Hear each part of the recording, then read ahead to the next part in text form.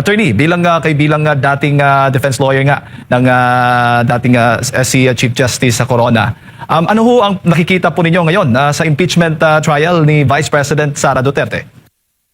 Well, I think ito sa tingin ko, itong usaping ito ay mag-iinit pa hanggat sa pagdating ng July 6. Kasi kung maobserbahan ninyo, tingnan muna natin yung mga nangyayari bago darating ang petsang yun. Ano, ha? Umiinit o umiigting yung usapin nakita nyo. Or makikita nyo rin na parang sadyang pinalalabas ang information. Makita nyo, no? So talagang nagbubungguan yung magkabilang panig kasi sa aking pananaw, kailangan ito ay umabot sa kamalayan ng ordinaryong Pilipino. Para po yung proseso, pinipilit nilang maintindihan ng Pilipino ito. At the same time, depending on which side they are with, gusto nila yun na marinig. Ng tulad natin, na ordinaryong Pilipino. Opo. Doon sa apat na articles of impeachment laban kay Vice President Sara Duterte, Attorney, ano yung pinaka-pangunahing issue na sa tingin po ninyo mabigat laban sa Vice Presidente? Ayoko gamitin yung salitang mabigat. Pero sa tingin ko, isa sa important issue na harapin dito ng depensa, yung lagi nilang binabanggit ng prosecution na unexplained wealth in relation to the SALN. Okay? Kasi itong bagay na ito, ilang beses nang tinalakay in the past, kung naalala ninyo. Nung panahon ni Chief Justice Corona, naging isang malaking usapin ito. At ito lamang ang artikulo na pinagbotohan, kung maalala ninyo. So, madali ito i-capture ng kamalayan ng nating Pilipino kasi pera, SALN, reporting. Alala ninyo rin po, nung panahon ni dating Chief Justice Sereno, although hindi ito nagpunta sa trial sa Senado, naging malaking usapin rin po ito doon sa co-warrant of action niya sa Supreme Court. Pero po nung sinuri ito sa Committee on Justice doon, yung kay CJ Sereno, yun po rin ang pinag-usapan. Bakit hindi mo na i-report or na i-submit yung mga salin mo mula doon sa universidad kung saan ka nagtuturo ng mga panahon na yun? So makita nyo, ito yung sa tingin ko, usapin na iaangat dito sa trial. At ano naman po yung, sa inyo lamang, na inaasahan po ninyong nakikita po ninyong magiging strategy kaya ng kampo ng pangalawang Pangulo? Well, alam mo, very interesting kung anong gagawin nila. No? Kasi base sa aking experience, alam nyo, pag yan nailabas na sa publiko, minsan kasi mahirap i-synthesize ng publiko pag napakaraming information. Tapos siyempre, sasabayan pa yan ng mga soundbite, sasabayan pa yan ng artwork, okay? Yung art card na nakikita natin sa social media, yung tao parang, gano'n na ba yun? Ito na ba yung nangyayari dito? Ito ba ang pagkakasala niya? Yun ang greatest challenge nila eh. Kasi nandun na sa trial, tapos nandun pa sa social media, tsaka sa mainstream media. Kung ako yung nasa side nila, hindi naman ako kasama dito sa usapin ito. No? Titingnan kong mabuti yung aspeto na yan. Paano ko mailalatag sa kanila at sa publiko, bilang sa mga senador, yung aspeto na ito na ang titingnan ng tao, potentially, may punto nga eh. Alam mo yung gano'n? Gano'n dapat.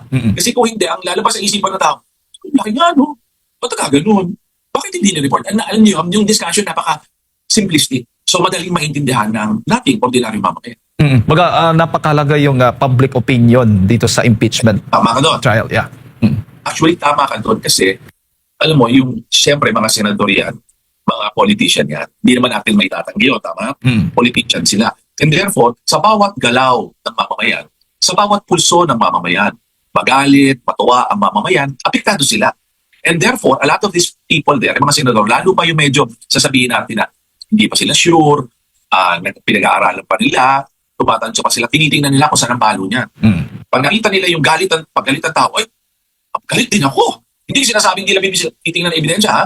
Pero these are politicians. Remember, ang proseso ng impeachment ay legal, konstitusyonal, at politikal. Hindi natin maiiwasan yun.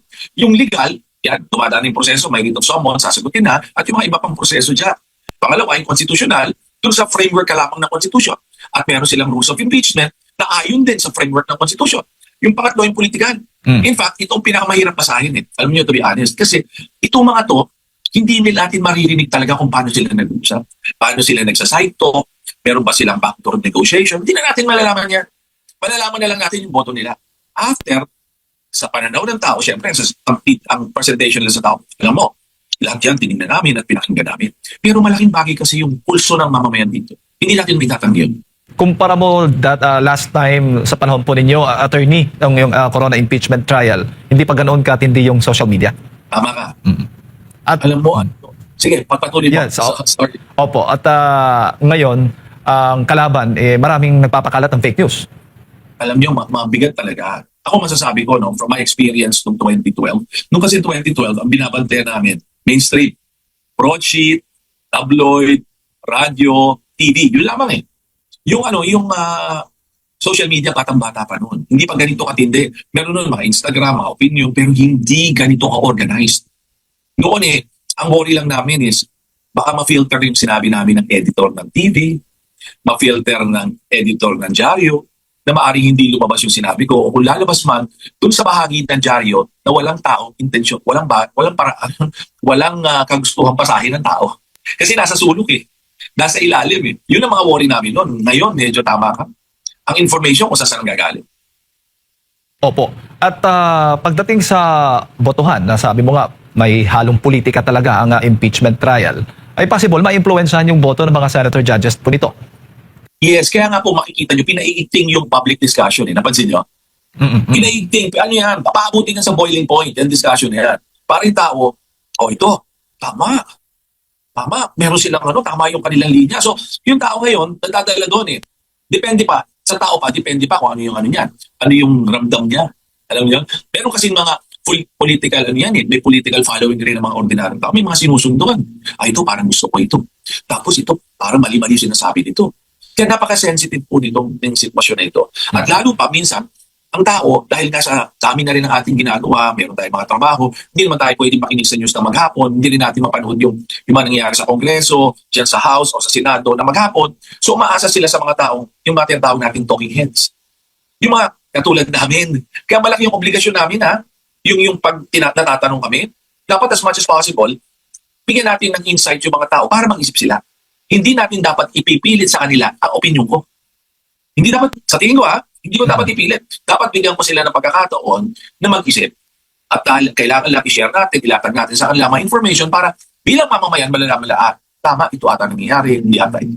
Pero hindi ko dapat siya isubo sa kanila. Opo. Pwede ho bang maging, kasi madalas po doon sa Senado, nakikita po natin karamihan din na yung mga kalyado ng pangalawang Pangulo. Sila ngayon yung senator judges na at may mga nagsasabi nga baka daw mag-abogado sila sa pangalawang Pangulo. Well, alam nyo, hindi ko sinasabing mangyayari, pero nga, human as we are, talagang may pagkakataon na lalabas yon. Okay? Lalabas yon. Kaya nga kung makikita mo, ang pinagtatalunan ngayon, mababago ba yung pinuno? Nakita nyo yung pinag-uusapan. Yes. Minority, majority, kita nyo, walang tigil. Kapapalit lang ng Senate President, pero pinag-uusapan lang, papalitan ba? Sinong papalit? Sinong lilipat sa kabila? Alam mo kasi, paliwanag natin sa kanila, ano bang kahalagahan ng isang presiding officer? Kasi ang presiding officer, imagine niyo kung yan ang judge, siya initially mag-rule yan So may mga ebidensya na pwede hindi lumabas. Depende kung paano niya i-appreciate yun. Kaya sabihin niya, admissible ba yan? Initially sabihin niya, hindi yan admissible, hindi lalabas. Ngayon, meron mag-object na senador, for instance, sabihin niya, hindi, let's make a vote. So magdidiscuss sila. Bawat isa, pakikinggan, yung bago gusto magsalta, mga 2 minutes. Tapos magbobotohan. Kasi ang magkakaroon niya, parang may timon Yung presiding officer, parang timon sa Tagalog. Siya yung magdadala kung saan. Which is the truth. Kasi ikaw nakaupo dun Kaya nakita nyo, pag sa impeachment ng Pangulo ng Pilipinas, ayon sa saligang batas, ang Chief Justice sa upo. Kaya lang, any impeachable officer lower than the President of the Republic, Senate President ang upo. Siyempre, ina-assume natin bago putulin itong discussion kung ito. Siyempre, inaasahan natin that all of them will act in a fair and objective manner. Yun ang ating pangarap. Yun ang ating dasal, di ba?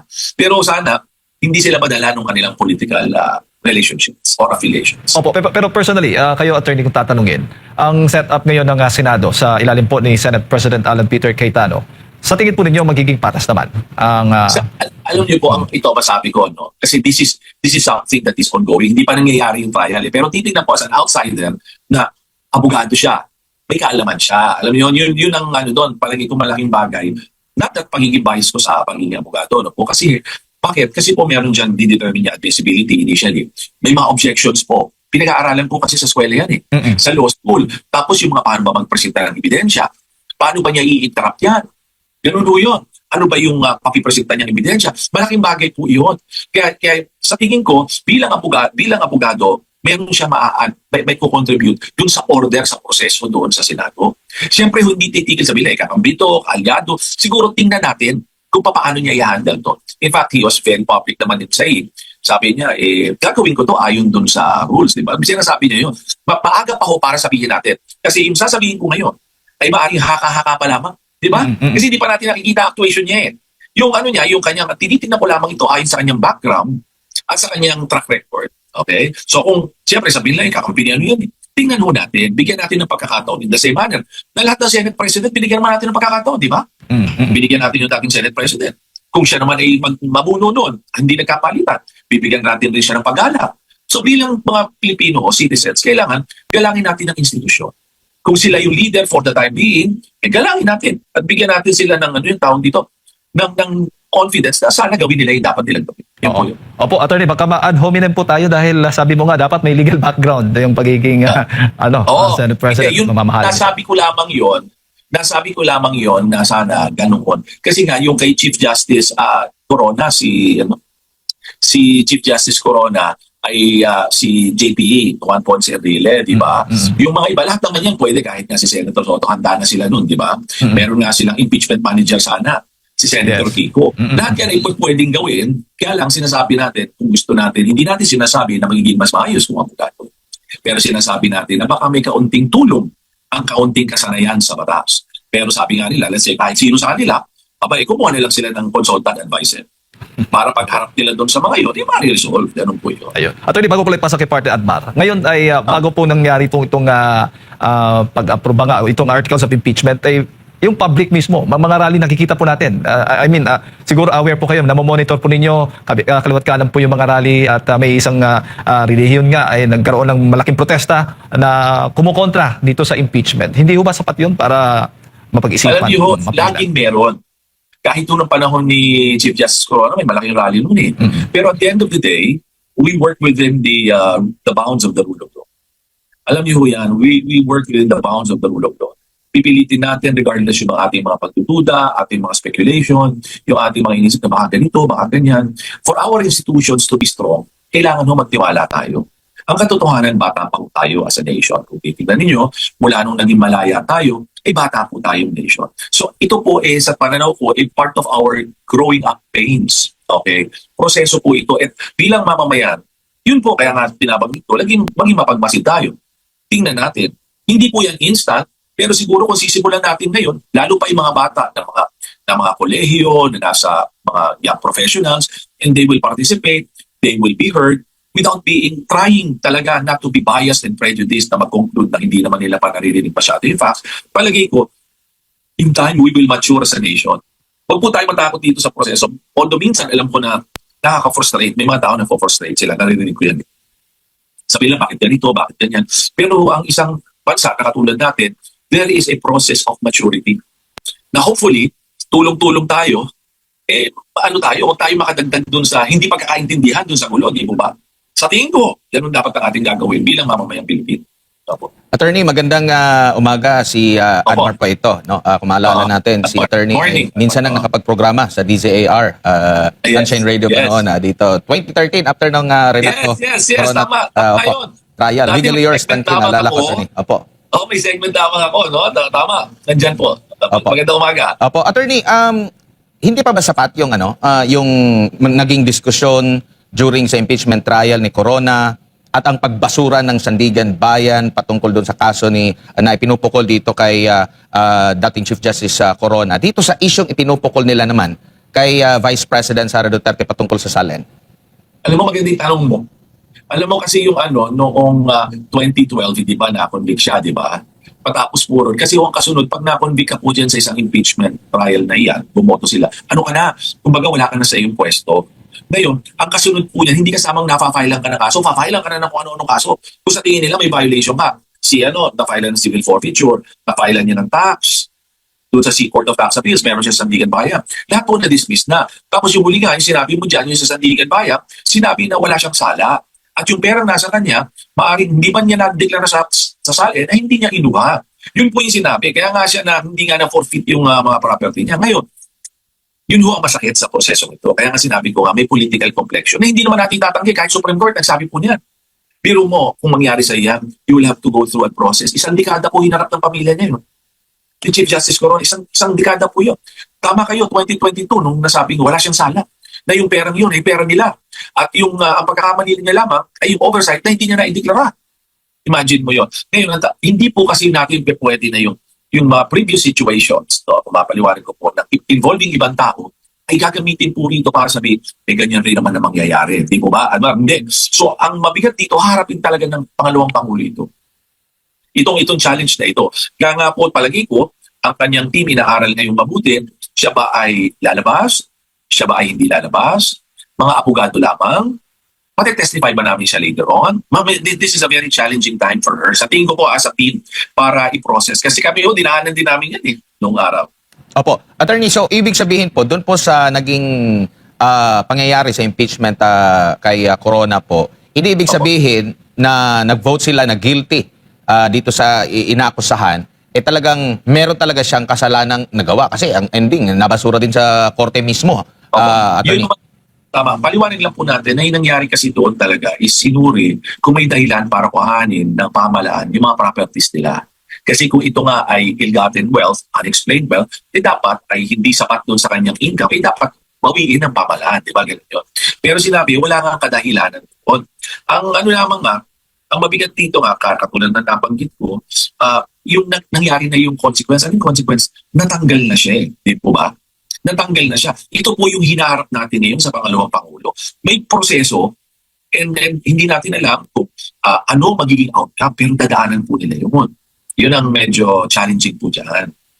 Opo. Now ngayon, during sa Corona trial po, attorney, meron pong lumutang din na mga issue patungkol doon sa mga political bribe para sa boto against or pabor sa impeachment. Maaari po ba itong maiwasan or maaari din bang meron din kaugnay po dito? Attorney, ano masasabi niyo po? Naalala mo siguro, naalala ko yun Noong that was February of 2012. Naalala ko yun. Na kung saan may mga, that we share with you, may mga balita, umugong, di ba? Umugong. Patapos po noon, nagkaroon nga kami ng parang public statement, press conference, at may mga kasama kami na pinagpaliwanag. Naalala ko yun, pinagpaliwanag. Bakit gano'n? Kasi nga ako noon, parang wala ako doon sa initial meeting na yun. Kaya nung nag-press ko, hindi ako nagsalita kasi hindi ko alam ang punong dulo Nagsalita ako out of town Pero pinagpaliwanag ang iba naming mga kasama. Yung ganyan ho kasi, sa aking pananaw bilang abogado, laging may lumulutang na mga gabaw. Ganito ba? Ganyan. Sa akin mo yan, kailangan patunayan. Ilabas ang usapin. Kung may magpapatotoo, ilabas nila. Ganun po yun. Kasi pag nilabas nila, let the public determine kung tama ba o hindi. Eventually, kung mapafile ng kaso yung mga yun, hindi pa-file nila ng kaso. Ganun po yun. Opo, dito naman po sa hiling ng minorya na baka ma-reconsider kasi ang decision po ng impeachment court dito kay Vice President Sara Duterte sa July 6 po mag-uumpisa. Parang natatagalan yung nasa prosecution team. Sa tingin nyo po, pasok pa rin ito sa forthwith doon sa nababanggit ng Supreme Court kamakailan na desisyon, attorney? Ano yung tama ka doon? Pinaliwanag niya yan na Supreme Court, yung sa Generillo versus Senate. Okay? Finailan, ako naalala ninyo dahil pinipilit nila na, uy, forthwith, mag-trial na kayo, mag-form na kayo, mag-convene na kayo sa impeachment court. So finailan nila naman damos ang Senado. Yung unang impeachment laban kay VP Sara, naalala ninyo. Ngayon, it took some time na inaral ng Korte Suprema. Ngayon naglabas sila parang parang nitong nakaraan, mga weeks lang ago na nilabas ng Korte Suprema. At sinabi roon na ang ibig sabihin noon is reasonable time depending on the circumstances of each case. So alam niyo naman, depende, katulad ngayon. Katulad noon, pakita natin, noon ay mag-e-eleksyon. Magkakaroon ng mahabang recess. Naalala niyo yung 2025, magkakaroon ng mahabang recess. Mag-e-eleksyon. Patapos po doon, bumalik, di ba? Bumalik sila nung matapos na eleksyon. Tapos gusto nila mag-convene. Kung maalala ko, may mga punto doon sa articles of impeachment na ibinalik para i-correct nila. So, bakit ko sinabi ito? Kasi mismo ang Supreme Court, sinabi nila, ginagalang nila ang Senado as an independent body, as a co-equal body, at sila magdi-determine kung ano yung reasonable time ayon sa mga circumstances. Ngayon naman nung na-file na, nakita naman na pinasagot na, nag-convene na sila, di po ba? At sa July 6, malamang baka di-determine nila, magpe-pre-trial sila o hindi. Titingnan po natin yan. Pinaliwanag na ng Supreme Court, hindi yan ibig sabihin, bukas, kamakalawa, ano sabi? A reasonable time, okay, depending on the circumstances of the case. Opo, dito naman po sa similarities kung meron man po sa impeachment laban kay Corona and dito sa impeachment ng pangalawang Pangulo, lalo na nung inihain pa ito sa Kamara po. Meron po ba, Attorney? Magkaiba po kasi. Yung nangyari po, ito sa pangalawa, unahin natin kay Chief Justice Corona. Kay Chief Justice Corona, hindi na dumaan sa Committee on Justice. Hindi ko makalimutan yun, Disyembre, nagbotohan sila, 1/3 nakuha nila. Tapos sinet na yung simula ng trial kasi nga po, mga December yun, so pinasagot na. Within that period of time. January 15, simula na. Trial na. Ito po, yung kay VP Sara, dumaan sa Committee on Justice. Nakita nyo, merong clarificatory hearing to determine ano yun, form, substance, grounds, and existence of probable cause. Di po ba? Yan ang nangyari doon. Existence of probable cause.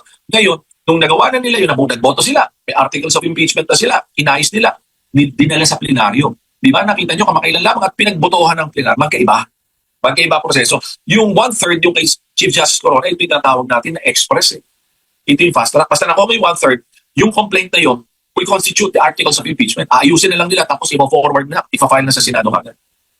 Opo. Ngayon po, meron pong nakapending pa sa Korte Suprema po na pag-question doon sa proseso. No? Same pa rin.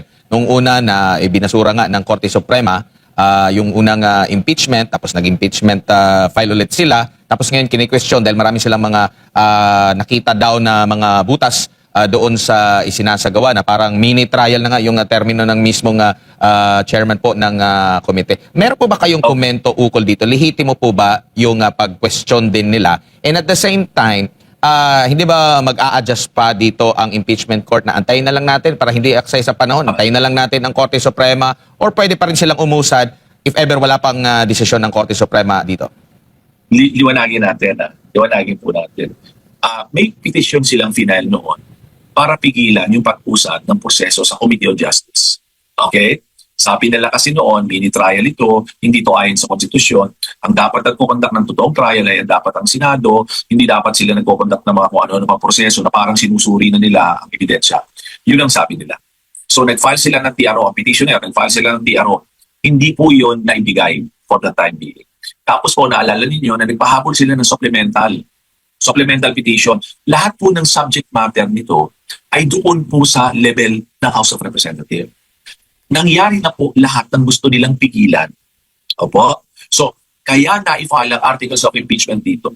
Yung petition pong iyon ay walang question doon sa mangyayari dito. So, ano pong ibig ko sabihin doon? Magpapatuloy, kaya nga po ito'y nagpapatuloy dahil hindi pinipigilan ng Senado, maliban lamang kung meron silang petition, napigilan nilang Senado. Which to my mind, wala naman po.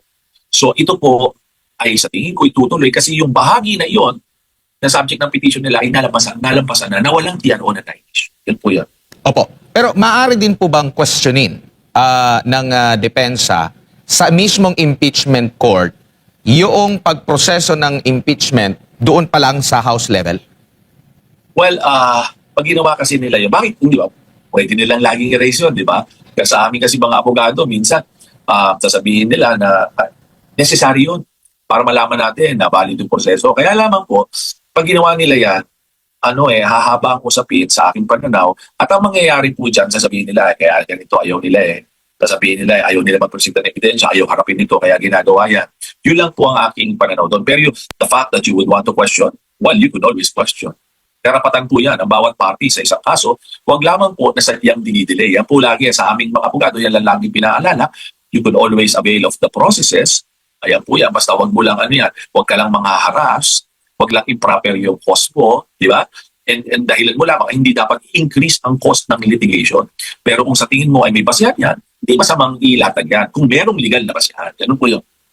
Opo. Attorney, si Jade po ulit. Ano ho yung inaasahan kaya ninyong sagot mula sa kampo ng pangalawang Pangulo? Dito sa impeachment trial. Interesting ang question mo. Anong inaasahan? Kasi ilalabas pa lamang yan, di ba? Parang sa Lunes. Ipa-file yan.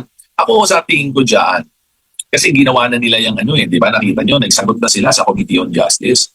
Palagay ko, ang tingin ko dyan, denials. General denial na hindi yung particulars nila i-discuss. Kasi palagay ko, aabangan nila sa trial. Kasi pag ngayon, let's say, sinilagay na nila sa sagot lahat, mababasa ng prosecution yung dalaw nila. So, ang importante lang doon, sa tingin ko, gagawin lang, imi-meet lang nila yung bawat issue, yung disputed fact. And kung basta importante, ma-deny nila yon kung hindi naman totoo, tapos titingnan nila yan pagdating doon. Kasi kung mangyayari, di ba, may articles of impeachment, tapos bubusisibo na isa-isa doon. So basang-basa na ng prosecution kung paano mo atakihin yung depensa mo.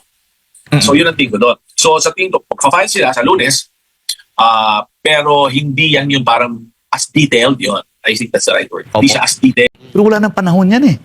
2 years to go, Yes. wala na eh. Ang akin lamang sinasabi, 2 taon natira, wala na yan eh. Kung ikaw presidente ng bansa natin, and any president ng bansa natin, kung sino man magsaksid, dapat isipin mo kung anong legasiya na mabigay mo Yes. sa Pilipinas. Hindi mo isipin na dapat i-extend pa ang term mo o proteksyonan ang sarili mo. Yes. Ano ba ang legasiya mo? Sa 2 taon na natira, wala ka ng legasiya. Yan yung pag-iisip Wala na. ng normal. Oh. May- In fact, ito po, no?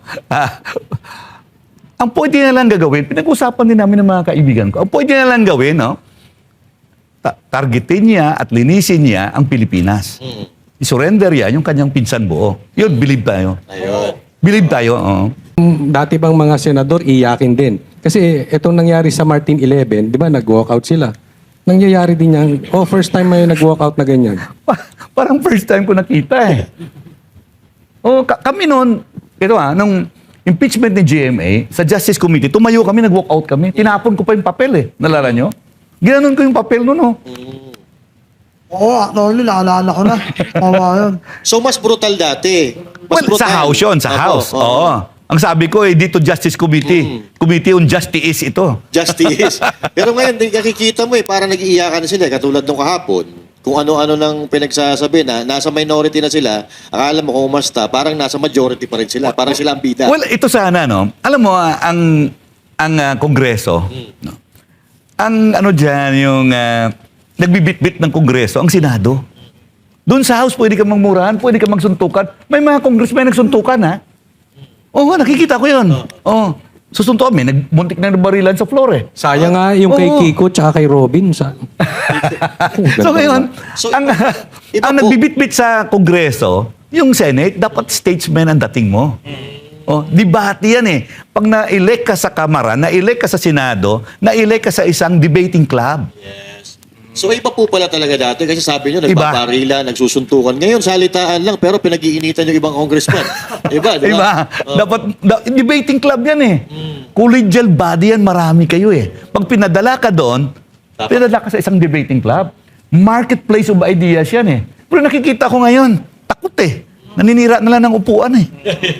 Attorney, nabanggit mo yung yung Committee on Justice.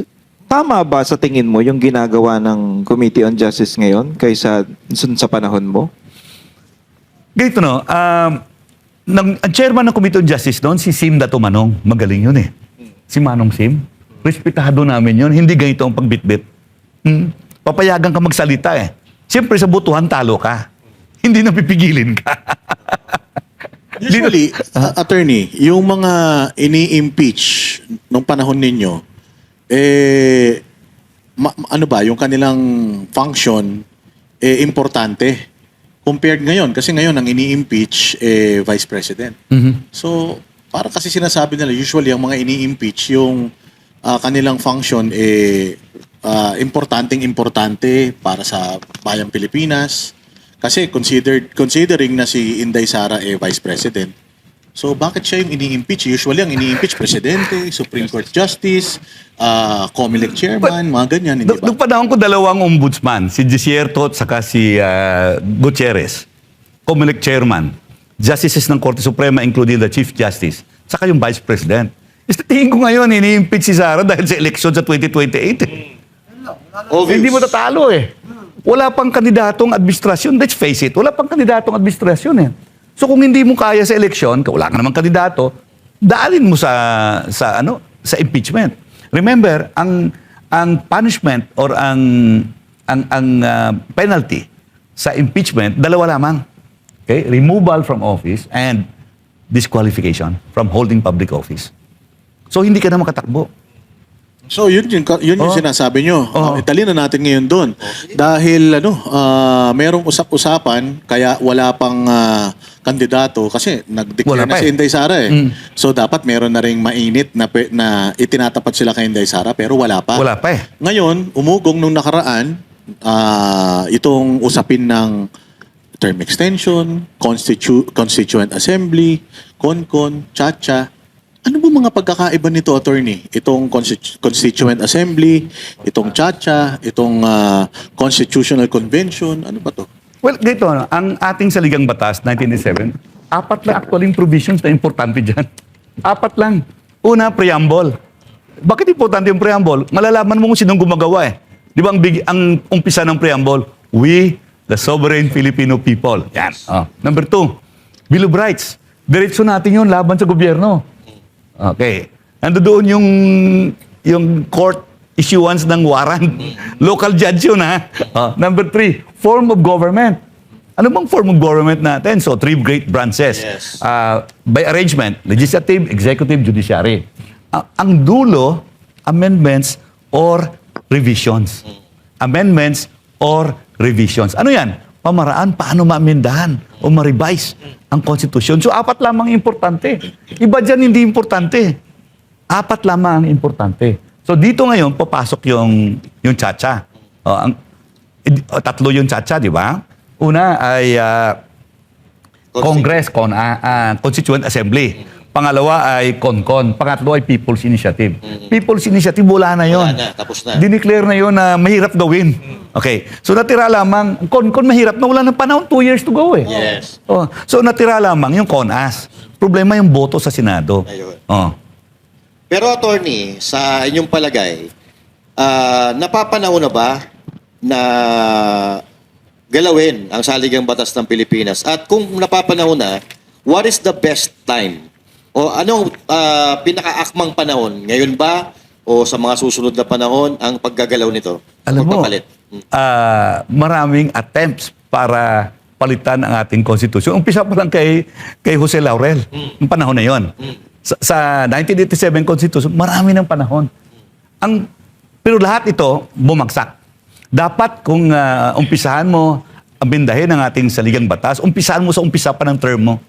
First year pa lamang. Doon mo na umpisahan para hindi ka suspetsahan na gusto mo ma-extend ang term mo. Yun ang nangyayari. Pero ano po yung... Maaga sila nagsimula. Yung People's Initiative 2023, nag-start na yun. Pagkaupo nila eh. Doon na nga lumabas yung tambaluslos eh. Sa initiative eh. Hindi, actually, ito ang National Unity Party nag-file noong November 12, 2025, House Bill number 5870, calling for a CONCON. Pero hindi ito nag-progress eh. Wala nang panahon para mag-CONCON ngayon eh. Pero, Too late. May kailangan ba ng partisipasyon ng taong bayan dito sa ano, or may power ba ang taong bayan para hindi matuloy or matuloy ang constitutional amendments? Wala eh. Doon na yan sa Kongreso. Pero bababayan na plebiscite. Pwede tayong mag-no. Pero wala nang panahon yan eh. 2 years to go? Yes. Wala na eh. Ang akin lamang sinasabi, 2 taon natira, wala na yan eh. Kung ikaw presidente ng bansa natin, and any president ng bansa natin, kung sino mag-succeed, dapat isipin mo kung anong legasiya na mabigay mo sa Pilipinas. Hindi mo isipin na dapat i-extend pa ang term mo o proteksyonan ang sarili mo. Yes. Ano ba ang legasiya mo? Sa 2 taon na natira, wala ka ng legasiya. Yan yung pag-iisip Wala na. ng normal. Oh. May- In fact, ito po, ang pwede na lang gagawin, pinag-usapan din namin ng mga kaibigan ko, ang pwede na lang gawin, targetin niya at linisin niya ang Pilipinas. I-surrender yan yung kanyang pinsan buo. Yun, believe tayo. Ayun. Believe tayo, Alam mo nila, Tony, na... Ang problema. Kasi problema dito, ilan tayo dito? 1, 2, 3, 4, 5, 6, 7, 8. 8. Sa 8 tayo, sino ba naniniwala na inosente siya? May alam talaga na, Tony, no? Hindi naman. Kala mo ikaw lang. Kala ko kami lang. Nagtatanong-tanong din ko sa mga kaibigan ko, alam mo bakit? At the end of the day, yung GAA na yan, hindi yan maging GAA kung hindi mo pirmahan. Yes. Oo nga. Sa'yo lahat ng last... At ang speaker na yan, sa'yo yan. Yes. At ang speaker na yan, may control yan sa chairman ng Committee on Appropriation. Yeah. Tama ka. Tama sila po naman sana, ano? Lahat ng approval sa kanya. Oo. So nung sinabi ni Martin sa kanyang video message nung nakaraan, yung vlog niya na Nawala na ngayon. I will not go down alone. Ibig sabihin, talagang admission yon na may kinalaman yung kanyang pinsan. Sinabi approvals, no? Pagpasa ng budget, gaan na yan, General Appropriations Act. Babato mo na yan sa executive. The executive will now execute that budget. Implement it. No, sabi ng Constitution, executive power is vested in the President. Ano ba executive power? The power to implement laws. Ang GAA, batas po yun. I-implement mo yan. Ibibid mo yan. Ikaw mag-appoint ng mga district engineers nationwide. Maski yung Secretary of Public Works and Highways, official family mo yun eh.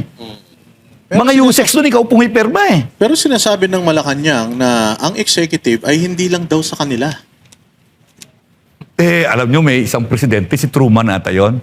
Sa mesa yun, nakalagay doon, the buck stops here. The buck stops here. Ibig sabihin, kung ano nangyari dyan, ako yung nasisihin. Yes. Sinungaling talaga. Diba, no? Ngayon, umiiwas. The buck stops there. Oo. Kasi ang Starts sinasabi here. niya, nakakapag-release daw. Stops here, di ba? Starts here. Starts here. Oo, ang nagre-release daw ng budget, DBM, nang walang approval ng presidente. Posible ba yun? Bata mo yun, yung official family mo yun eh. Di ba? Again, hindi ako makasabi na tell it to the Marines, ha? Kasi may marinong involved doon sa ano.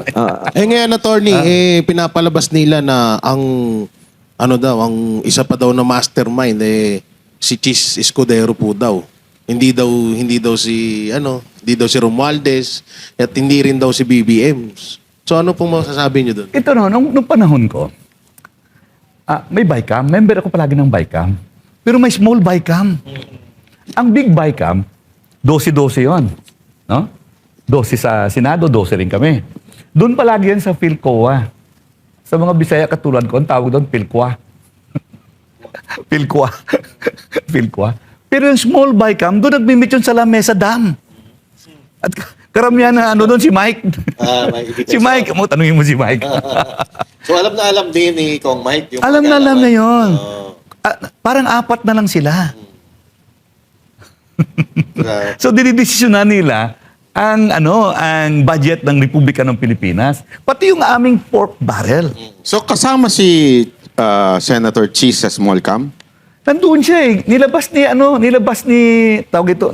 Martin yung transcript yun. Nandoon yung present eh, nandoon siya.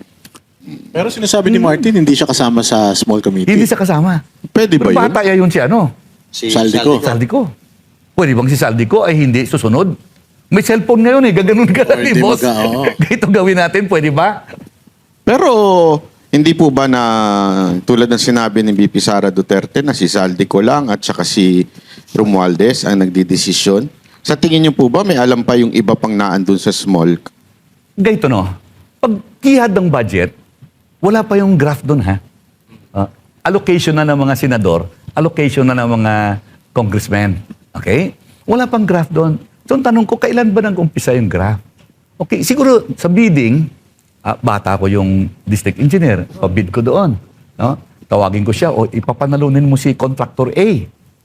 Pag pinanalo si contractor A, then may graph na. Kasi fixing na yun eh. Kung sino mo nanalo, dapat hindi ganun mangyari. Pero kung nagawa yon, tapos na yun doon. Umpisa na ng graph. So, dito sa taas, dito pa lamang sa BICAM, wala pang ganon. Unless may intention ka talaga na nakawan.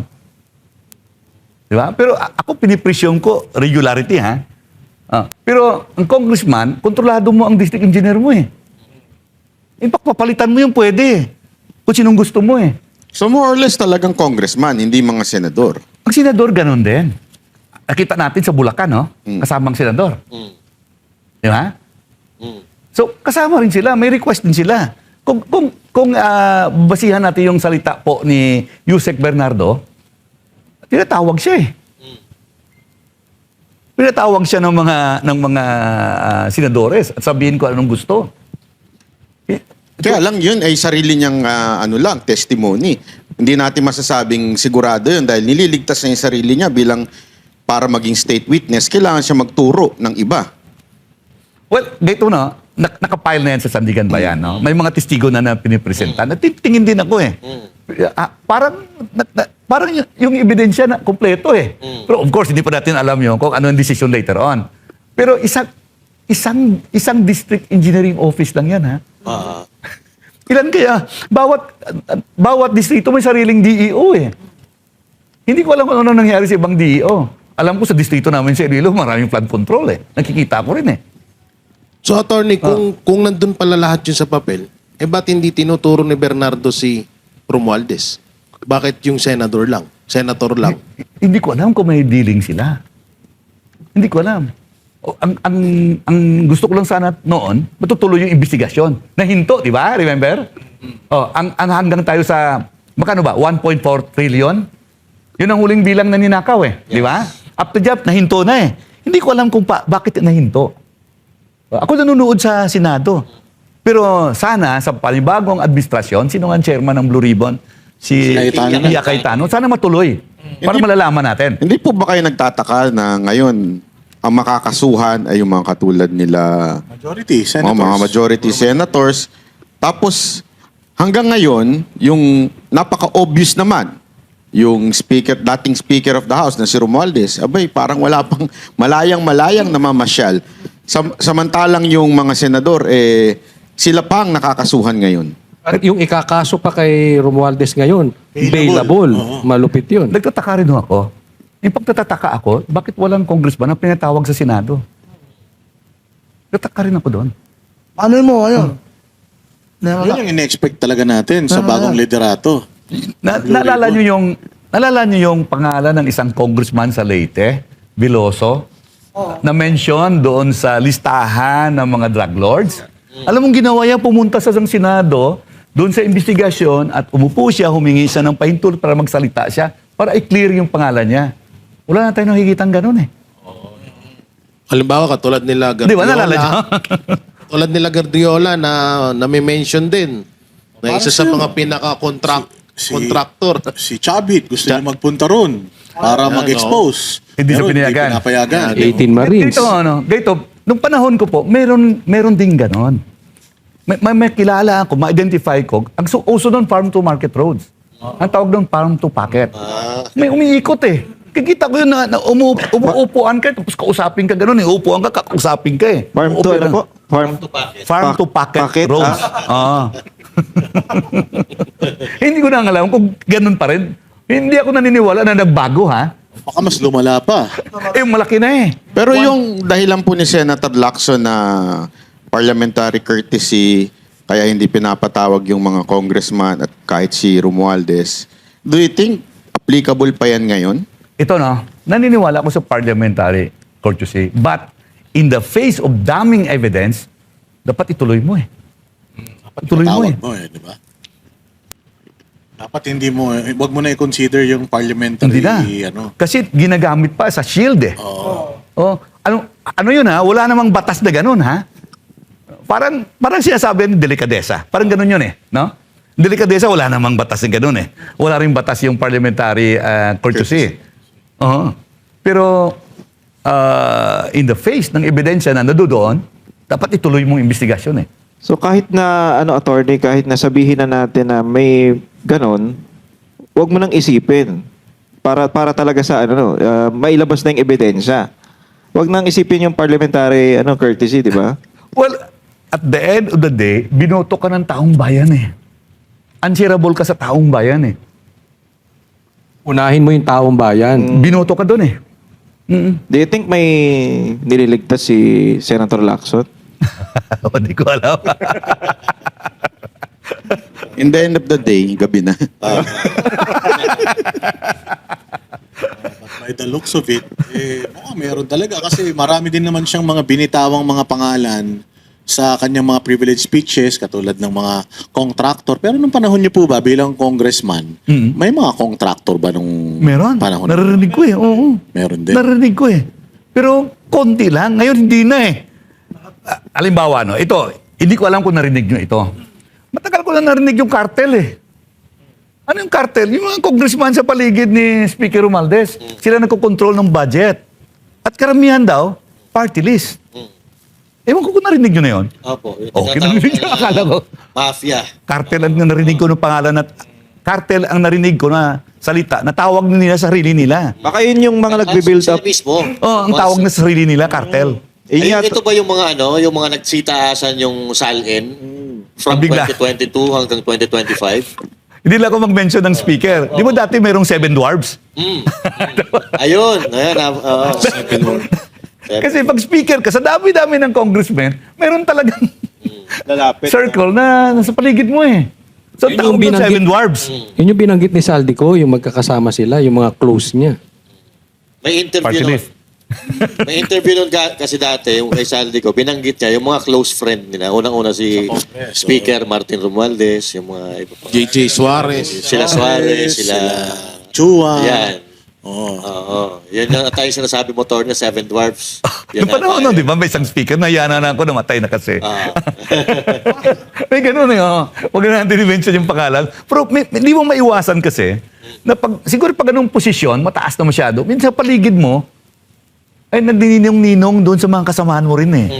So, perceive sila na malakas sa'yo.